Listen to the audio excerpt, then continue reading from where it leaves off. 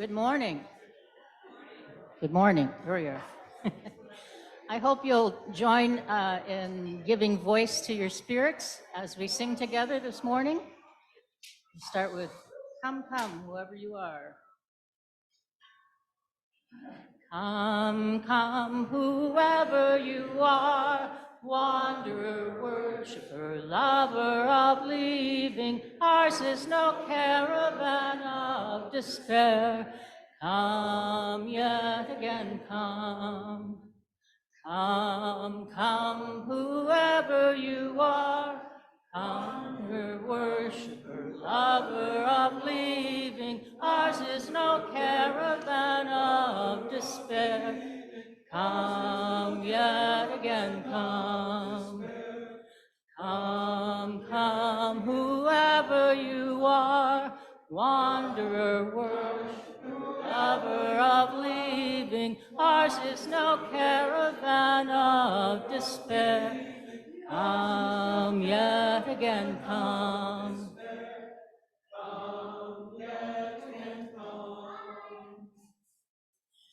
This next song, I was inspired by the theme of last Monday's Martin Luther King Jr. Recognition, which the theme was Keep on Moving Forward. So, we'll sing this together and actually do the hand clapping too. Woo-hoo. Gonna keep on moving forward. Gonna keep on moving forward. Gonna keep on moving forward. Never turning back. Never turning back. Gonna keep on moving proudly. Gonna keep on moving proudly. Gonna keep on moving proudly. Never turning back. Never turning back. Gonna keep on singing loudly. Gonna keep on singing loudly. Gonna keep on singing loudly. Never looking back. Never turning back. Gonna keep on loving boldly. Gonna keep on loving boldly. Gonna keep on loving boldly. Never turning back.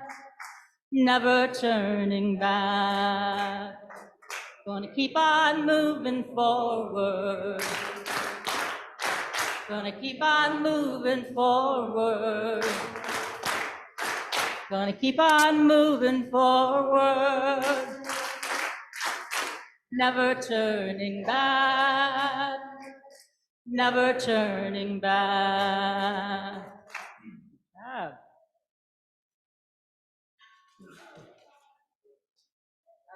Give Light. It's a beautiful, beautiful song, I think. Give light, and the people will find a way. Give light, and the people will find a way. Give light, and the people will find a way. People will find a way, I do believe. Teach peace, and the people will find a way. Teach peace, and the people will find a way. Teach peace, and the people will find a way. People will find a way, I do believe. Give hope, and the people will find a way. Give hope, and the people will find a way. Give hope, and the people will find a way. People will find a way, I do believe. Give love, and the people will find a way. Give love, and the people will find a way. Give love, and the people will find a way. People will find a way, I do believe. Give light, and the people will find a way. Give light, and the people will find a way. Give light, and the people will find a way. The people will find a way, I do believe. Thank you.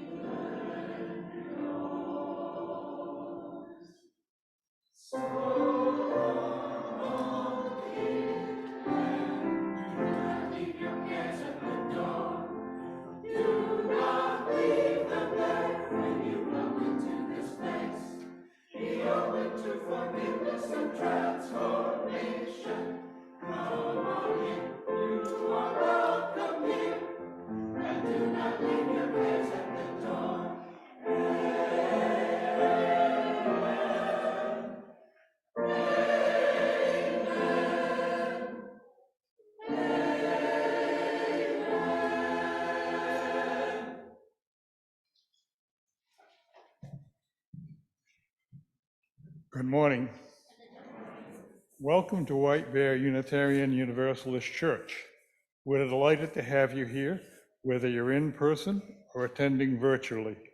It's good to be together, a community of youth, adults, and children, sharing values of courage, reverence, and compassion. I'm Roger Upham, pronouns he, him, and I'm a member of the Board of Directors. If you are accompanied by children today, we warmly welcome your whole family. We invite you to explore our Soul Work Center, where you can explore different activities designed to help all ages actively engage with today's worship service. If you have a joy or sorrow you would like to share in the meditation, please add it to our meditation bowl, which is in the Soul Work Center, or in the chat box before our opening hymn. Please make sure to gain consent before you put someone's full name in the bowl.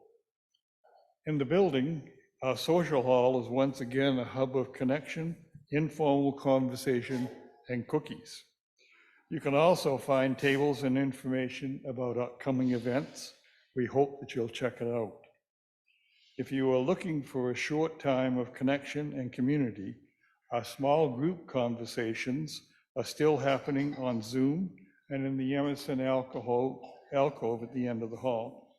However you participate, These small groups are self-facilitated, and the facilitation guidelines will be provided in the alcove. They are printed on the table. For Zoom, we'll be putting them in the chat box for you at the end of the service. Please grab whatever you need and then find your way there after the postlude. We now have an announcement about the Global Climate Action Committee. What we can do besides worry about climate change, what can we do?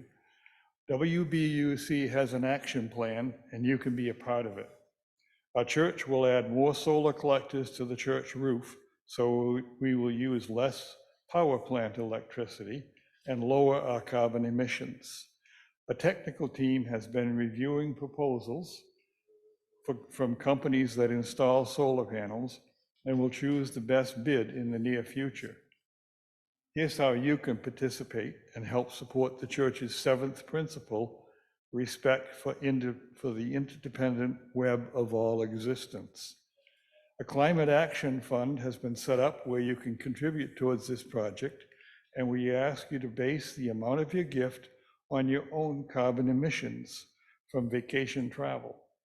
Decide to make a contribution based on airline CO2 emissions from your winter vacation trip to a warmer place, maybe Florida, a continental flight, or Costa Rica, a transcontinental flight, or gasoline burned in your car to ski up north. Find the carbon calculator on the church website, enter your transportation type for your vacation, and donate that amount to the WBUUC Climate Action Fund. This will be an ongoing initiative with amounts collected to this fund tracked and accumulated to offset the cost of the solar panels and support our other climate actions at WBUUC. Please participate and see your carbon offset dollars put to work in real, tangible ways right here at WBUUC. Visit wbuuc.org/solar for the carbon calculator and more information. You can find this link in the e-news and on the climate action page under Justice heading on the website. Please stop and talk to the Climate Action Committee members at the table in the social hall after the service to chat about the project and to get help finding carbon calculator. Welcome to our church. Together we grow our souls and serve the world in love.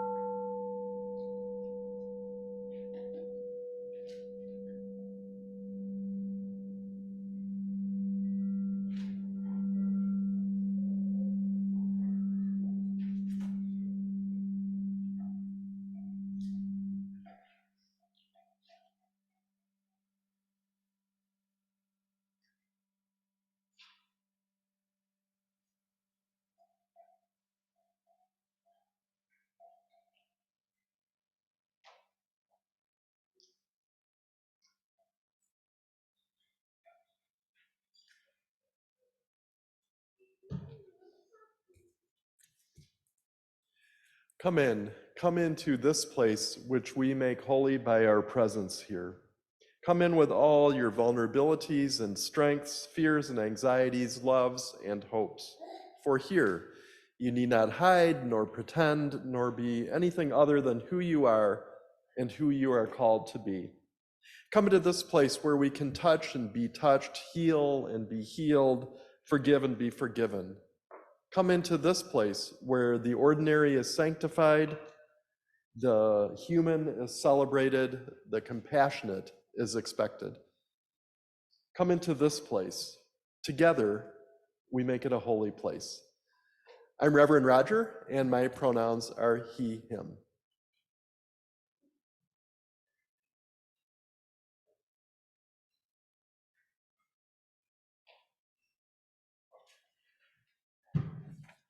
Good morning. My name is Bjorn Peterson, and I use he, him, and they, them pronouns. These past few months, I have found myself in a familiar place, the dim uncertainties of a job search. Since I prepared this on Thursday, I'm excited to share that I'll be joining a nonviolent peace force as a community peace builder.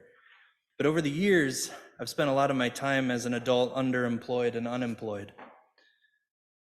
As a consequence, I've had a lot of time to think about what it means to work, the kinds of work that will get odd looks at potlucks, the kinds of descriptions of so-called careers that will shut down a conversation. I've also spent a lot of time working in the gig economy, that is short-term or long-term work that is poorly compensated, highly precarious, and often taken for granted in our convenience-obsessed American life. Sometimes I've had to work very hard to find my sense of humanity when so much of our perceived value in society is derived from our paid work. I have found that writing poetry allows me to express this in life-giving ways. Here's an example called A Gig Humanity. I come to the water cooler to meet the unemployed, the ones whose backs are bent under the strains of part-time. This is the ballad of the gig economy, where the wealthy unloaded on their poorer brethren and sold them back their laborious dignity, where we dart from task to task, out of sight from our master's gaze, eyes we've never seen, running with our time, our capital, our tiny margins, while our pale patrons make millions from Silicon Valley and Wall Street. And we drive your scones and your acai bowls and fried chicken, hoping not to get a ticket or into a wreck that we would bear alone, losing a week's or a month's pay in a moment. We live for 5 stars in a galaxy with stingy gods. So I sing to my coworkers of reasons to live beyond the Teslas and tax havens the oligarchs say could be ours. I look for their shriveling eyes and their shaking legs. Yes, I go to the water cooler to shake their hands and look them in the eye, to ask them how they are, to tell them they are marvelous, to share freely in their heartache. We are more than the work we are paid to do. Ours is not a gig humanity. So today I light the chalice for all those who know, are learning, or need to hear for the first time that our value in life comes from the same place calling does, from deep inside each beautiful and marvelous one of us.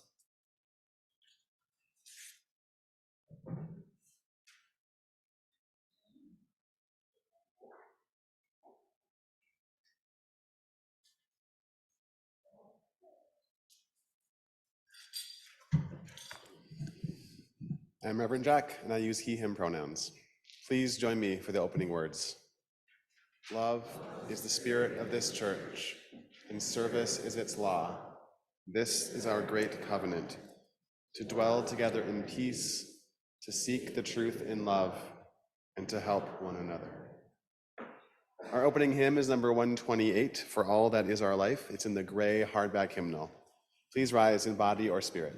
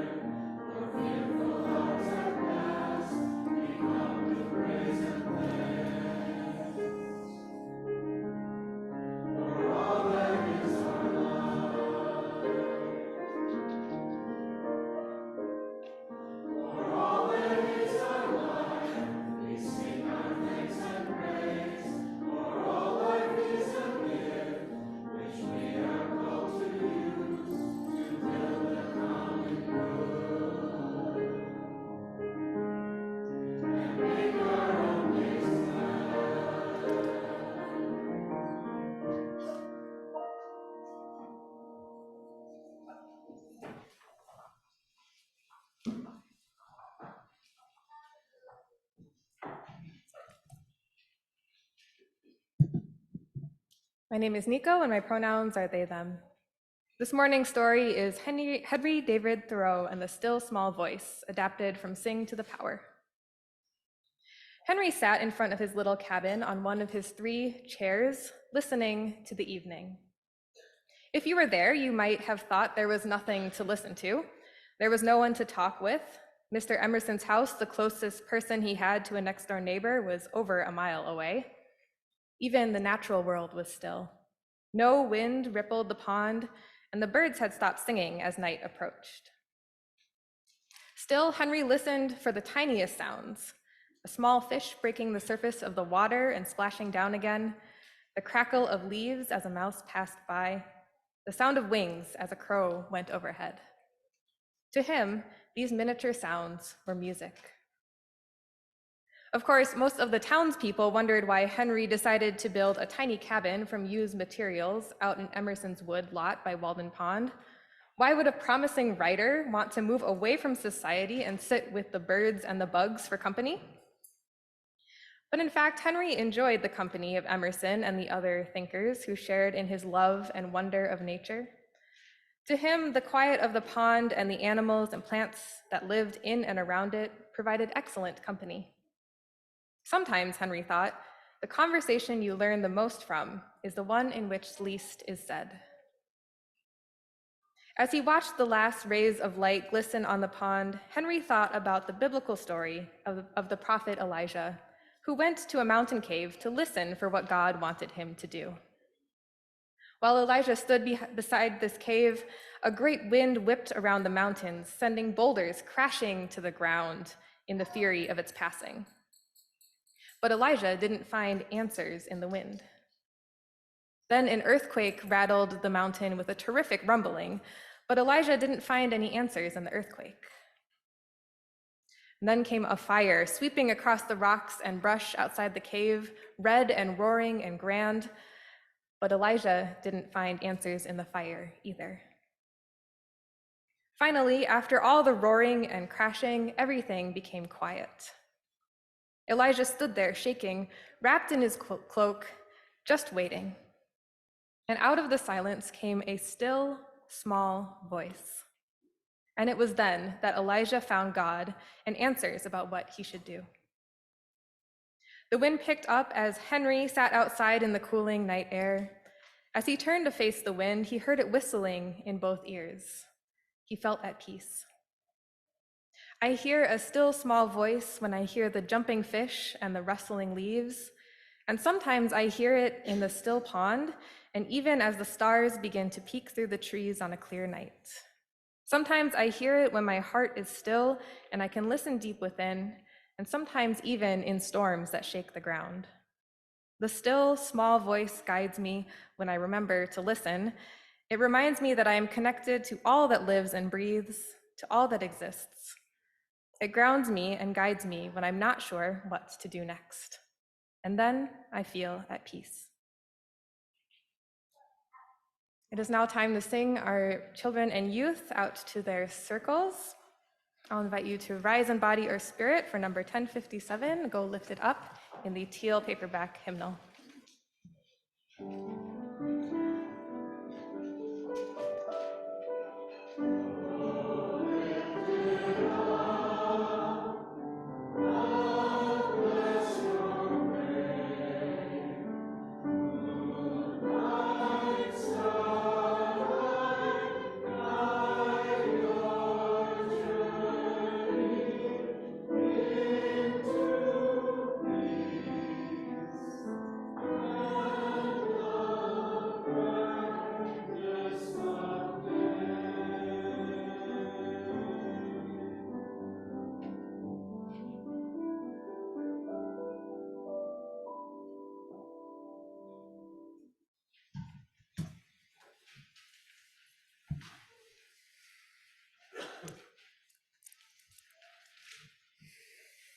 Please join me for a moment of prayer or meditation.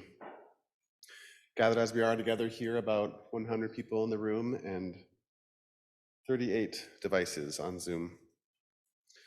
However and wherever you are, take a big, deep breath and settle into this moment right here and now. Feel connected to your breath, to those around you, and to the earth.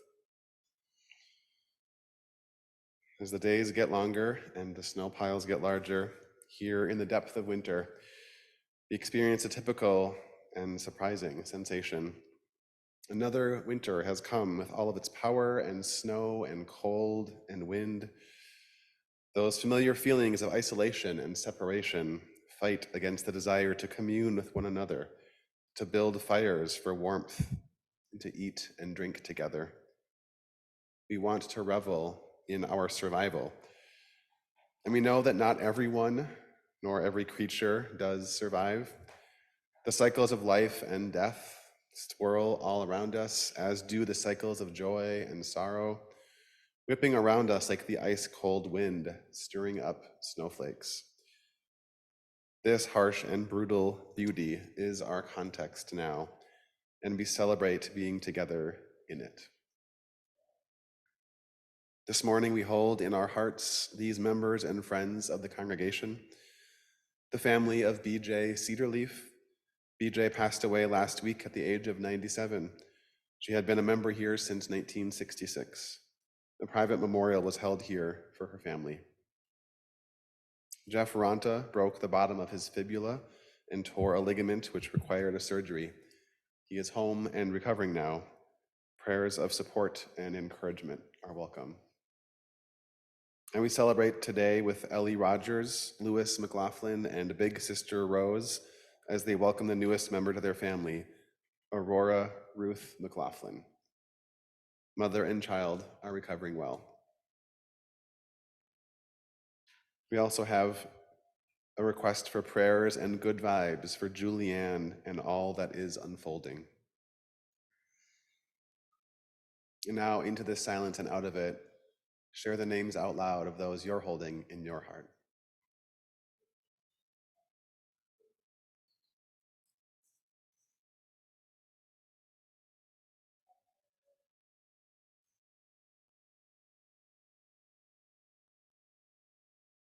There is room for all. Amen.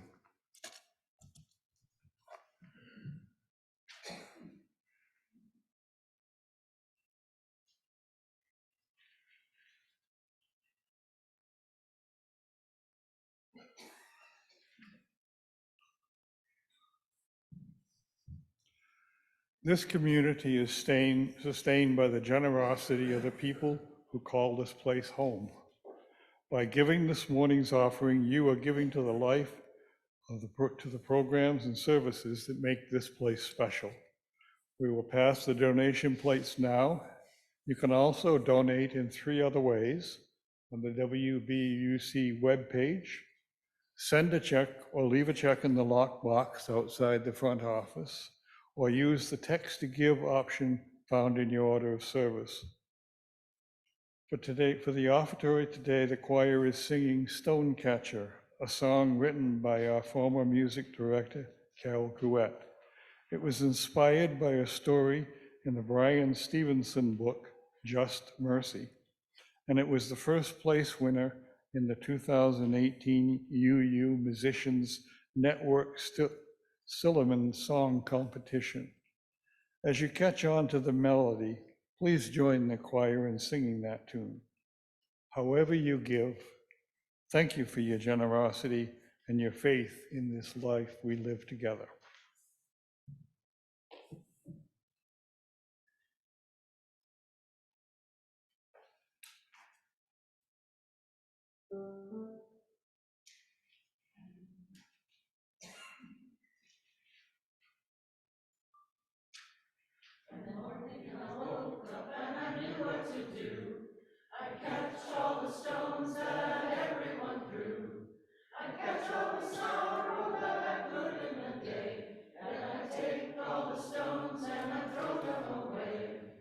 Don't ask what to say, we must all be free.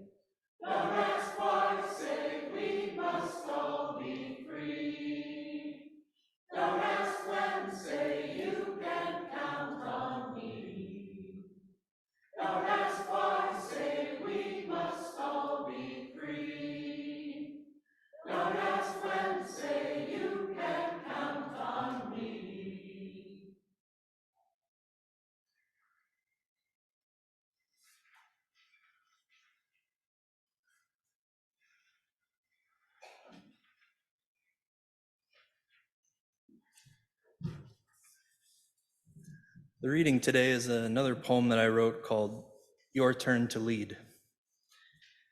We were not there when you felt that first rising flame or dared to imagine solid ground. And we missed most of your losing and finding and wandering and arriving.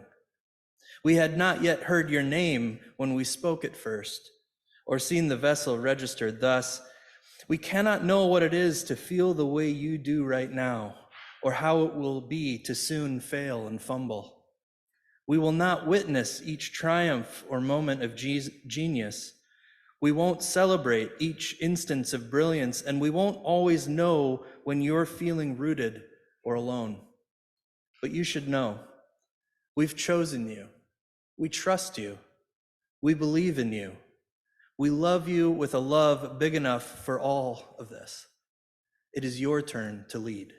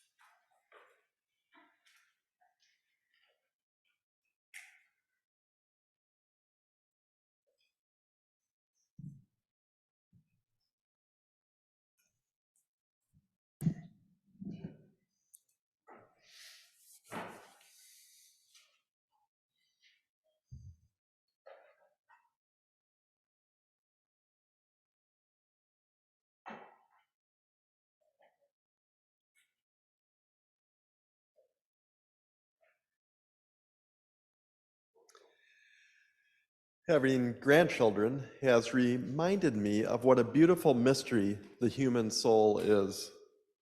I believe that a baby emerges into life in this world with a soul, an essence deep within of who they are. And while a baby's family and all the world around the baby obviously impacts the development of that soul, neither the family nor the world around creates it. The mystery of a new soul is that we don't really know what it's going to be like exactly. Looking back as the baby emerges into toddlerhood and childhood and adolescence and adulthood, we probably can see strands that were there all along. But when they first arrive, it's a guess. So my appreciation for the mysteries of the growing human soul faded as my kids grew into adolescence and into themselves. The arrival of a grandchild 4 years ago and then a second grandchild 10 months ago has rekindled that awe at the mystery of the human soul. So our 4-year-old grandchild very visibly and clearly has this vibrant personality. And it's completely consistent with what we saw of her in the first weeks and months of her life, looking back. We just didn't know for sure at that time, right? So I'm trying to figure out what the clues are about the soul of this newest 10-month-old grandchild. And I'm trying to hold what I see kind of lightly because I could be misconstruing, I could be making up stuff, who knows? Time will tell. But one of the clues that I keep looking at is her apparent inclination to intently watch the world around her. She seems to just quietly take everything in. Sometimes we talk about her chill personality, and sometimes we call her little Buddha baby. To be honest, that intent which she looks around at the world, when it's been trained on me sometimes, has an air of skepticism about it. So for Christmas, I gave her a collage of 3 different photos that I took of her skeptically studying me. And these were taken in separate months. Now, the skeptical observation that I noted hit me the first time when she was about 6 weeks old. We were in the back of the car, she's in her car seat, and I'm right there, really close to her, and she's just looking, staring, not blinking, not looking away. Here's the picture. And then, a month later, same scene, same look. Only with even a stronger air of skepticism. Fast forward 6 months, in the high chair, same look. Now, to be fair, in the first 2 photos, she wasn't yet really smiling except accidentally. And yes, she does smile at me sometimes now. But also, that last picture in the high chair was in her smiling stage. So there continues to be this intent, somewhat skeptical looking every now and then. Well, am I reading this kind of take it all in part of her soul? Am I reading that correctly? Time will tell. And the truth is that whatever unique set of characteristics, whatever the soul's essence is, it actually likely waxes and wanes and evolves over time. One of my favorite books is Parker Palmer's Let Your Life Speak. And in that book, he writes about arriving on this planet with birthright gifts, as he put it, that we spend the first half of our lives abandoning or letting others disabuse us of them. And then the second half, if we are awake and aware, trying to recover and reclaim those essences of who we are. Now, the half and half timetable is just an approximation. Most people don't live their lives in perfect halves. My dad's life, he spent, really 80, let's see, I have to do the math right. 83 years in that first stage of abandoning often and letting others take away the pieces of who he was. And then the last 10 years of his life, reclaiming, recovering, becoming his true self. And that was an amazing, unexpected gift for all. So, the reality is, for all of us, whatever our story, whatever our timeline, at times, we will lose sight of who we are. We will let others take pieces away temporarily, hopefully. We will abandon some.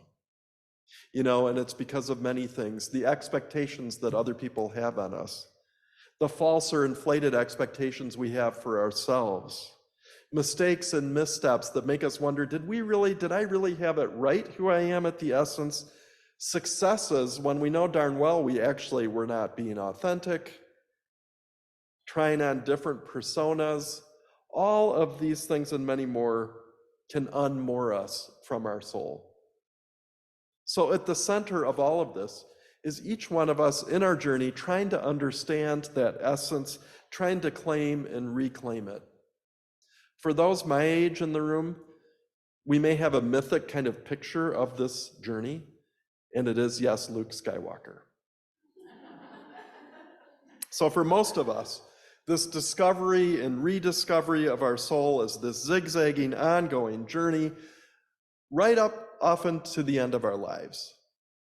One step forward, 2 steps back, 3 steps forward, 1 sideway, 1 back, 1 forward. Parker Palmer writes about the apt title that Gandhi gave for the subtitle for his autobiography, which was My Experiments with Truth. This is what this zigzaggy journey is for all of us, experimenting with the truth of who we are, trying to figure it out. So this brings us to the idea of call. Frederick Buechner defined call as the place where our own deep gladness and the world's deep need meets. So figuring out the first half of this equation, what is that deep gladness within us? That's the soul work, figuring out who we are, figuring out what we're passionate about, figuring out what makes our soul come alive. We have to do that work first. Then we can pay attention to the world's deep need. Maybe a better way to put it is when we have a clear sense of our great gladness, deep gladness, then we can look at all the vast array of the world's deep needs and pick the one that actually matches our deep gladness. There are plenty to choose from, right? So thinking about my own journey, and I invite you to think about yours, my deep gladness comes from what I would call building bridges between people and working to create mutual collaborative partnerships.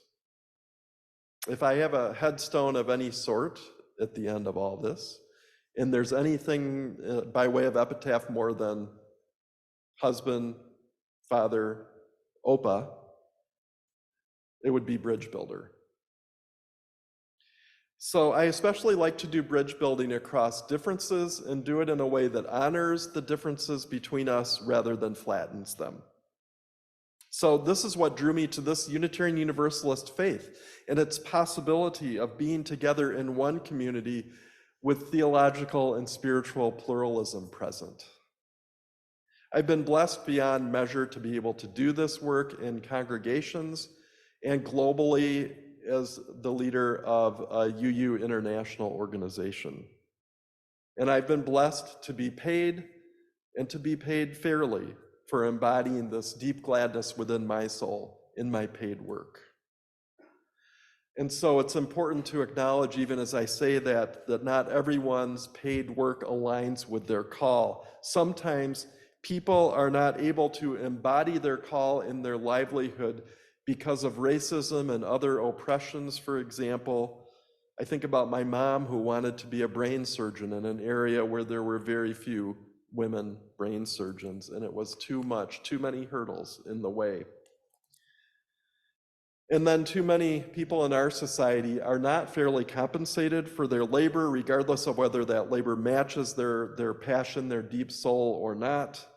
Not employing, underemploying, not paying fair wages is a tragedy and a travesty.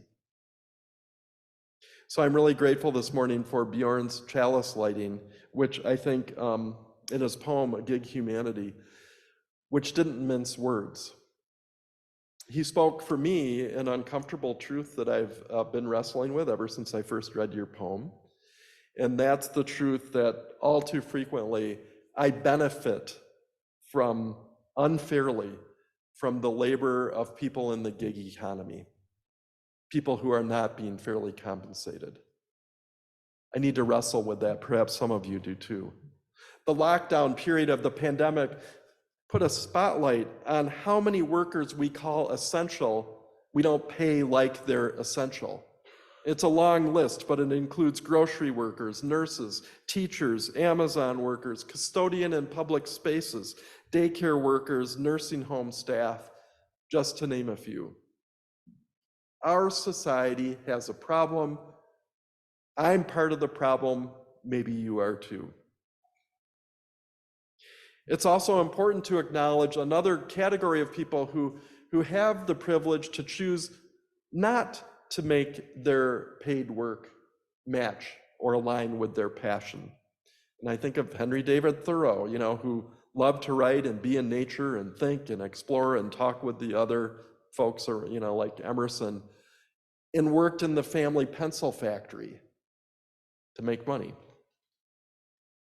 I have a friend from college, and they have been clear for decades since they first went into the financial sector that was not what made their soul sing, but that doing that work enabled them to volunteer, to travel, connect with different people, and that's what made their soul sing, and they are grateful for the privilege to have that choice.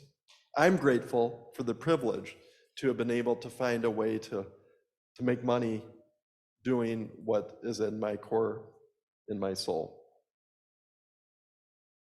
So, what helps us find our soul? What helps us get in touch with our call?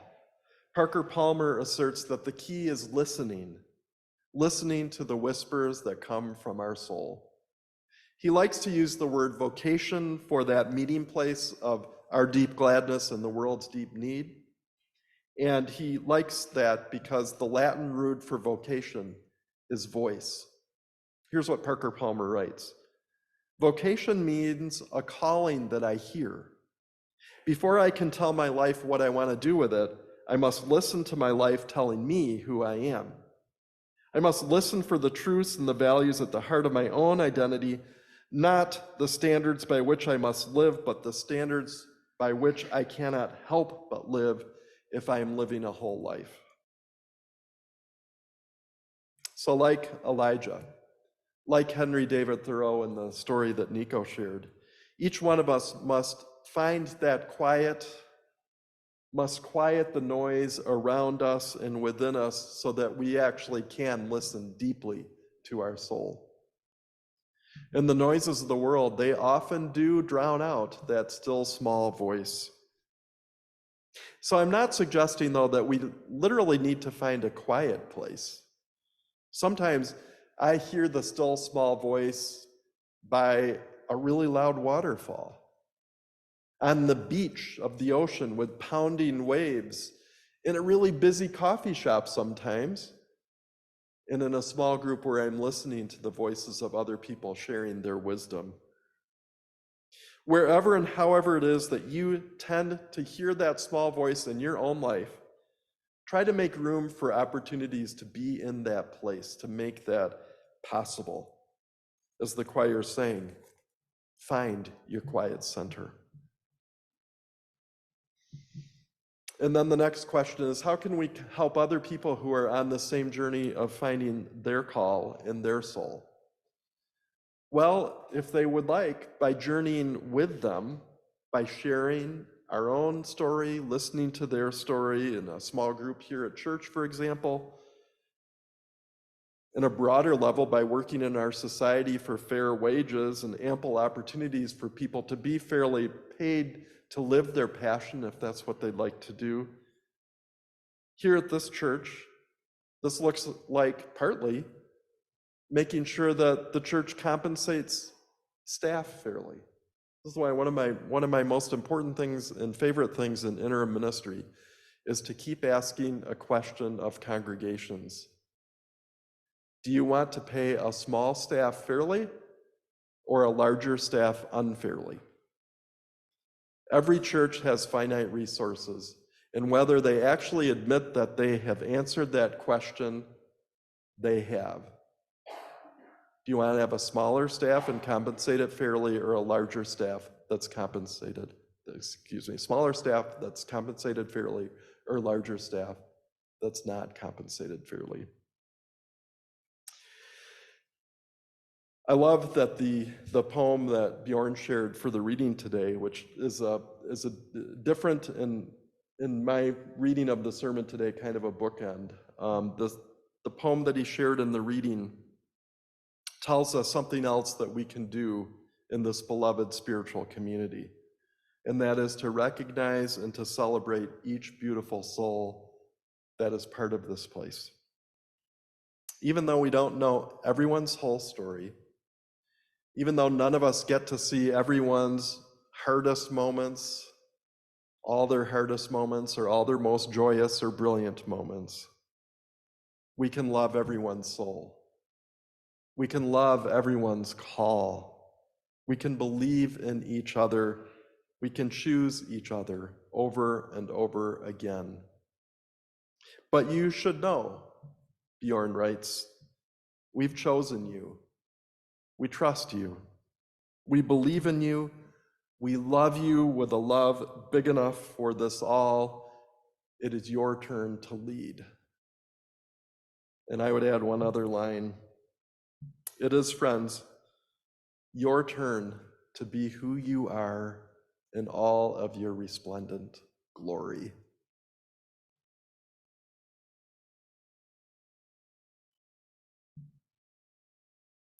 Our closing hymn today is number 1020 in the small teal hymnal, Woyaya, and I invite you, wherever you are, to rise and join in singing this beautiful hymn.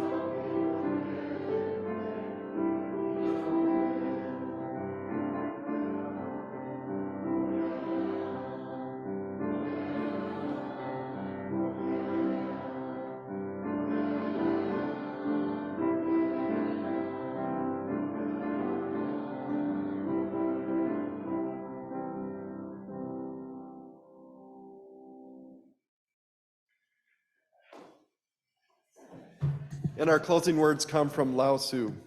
At the center of your being, you have the answer, you know who you are, and you know what you want. May each of us at least get glimpses of that answer. May we find who we are, what our call is, and may we help each other in this sacred place in that task. Go in peace.